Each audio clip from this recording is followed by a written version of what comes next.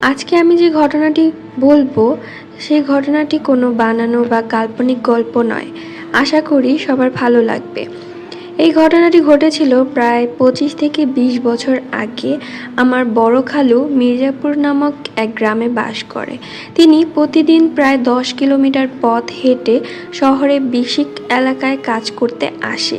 তিনি খুব সাহসী ও পরিশ্রমী।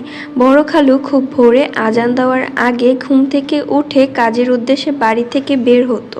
তখন গ্রামের রাস্তা পাকা ছিল না, আর এখনকার মতো গাড়ি রাস্তায় চলাচল করতো না। তাই খালু হেঁটে শহরে কাজে যেত।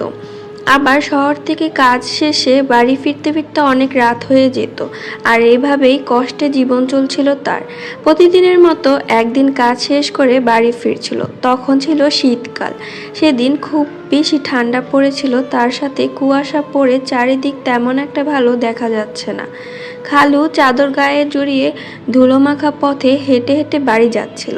রাত তখন বেশি হয় নাই, কিন্তু শীতের রাত তো, তাই কেউ বাইরে নেই। মাঝে মাঝে দূর থেকে শিয়ালের একটা করুণ সুর ভেসে আসছে। হঠাৎ খালুর চলার পথে তার কিছুটা সামনে একটা কাফনের লাশের মতো কোনো মৃত মানুষের তার সামনে শুয়ে আছে, কিন্তু ঘন কুয়াশার কারণে সে ভালো করে দেখতে পেল না। তবে ওটা যে সাদা কিছু হবে তা বুঝতে পারল। সে ভয় না পেয়ে সামনের দিকে হাঁটতে লাগলো, কিন্তু কাফনের লাশটা যেন তার সামনের পথে আগলে দাঁড়িয়ে আছে। খালু ছিল খুব সাহসী, তাই সে চিন্তা করলো সামনের সাদা জিনিসটা কি তা দেখতেই হবে, কোনো মানুষ নাকি অন্য কিছু। খালু যত সামনে এগিয়ে যায় কাফনের লাশটাও সামনে এগিয়ে আসতে থাকে। কিছুতেই দূর হচ্ছে না। তখন খালুর মনে কিছুটা ভয় অনুভব করছে। এভাবে কিছু দূর যাওয়ার পর সে সাদা জিনিসটাকে স্পষ্ট দেখতে পেল। আর তখন যা দেখলো, একটা সাদা কাফনে চকলেটের মতো করে মোড়ানো লাশ তার সামনে দাঁড়িয়ে আছে।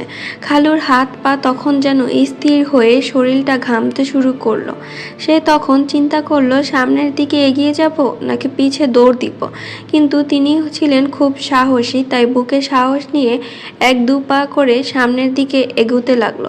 চোখের পলকে হঠাৎ লাশটি উধাও হয়ে গেল।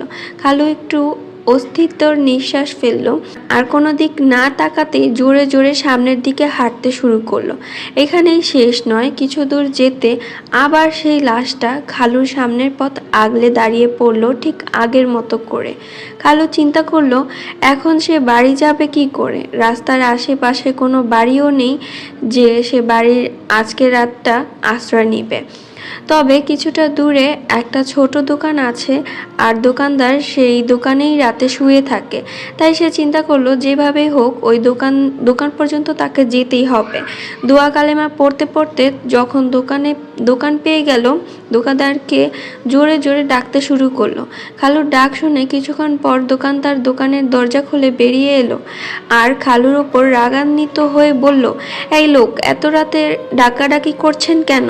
খালু তখন বলল, ভাই, আগে আমাকে আপনার দোকানে আশ্রয় দেন, পরে আপনাকে আমি সব বলছি। পরে দোকানদার খালুকে সেই রাতের জন্য তার দোকানে আশ্রয় দেয়।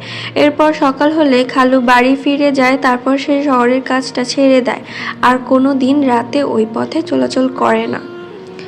সো আজকের ঘটনাটি আপনাদের কাছে কেমন লেগেছে অবশ্যই কমেন্ট করে জানাতে ভুলবেন না। অ্যান্ড দেখা হবে নেক্সট ভিডিওতে। আল্লাহ হাফেজ।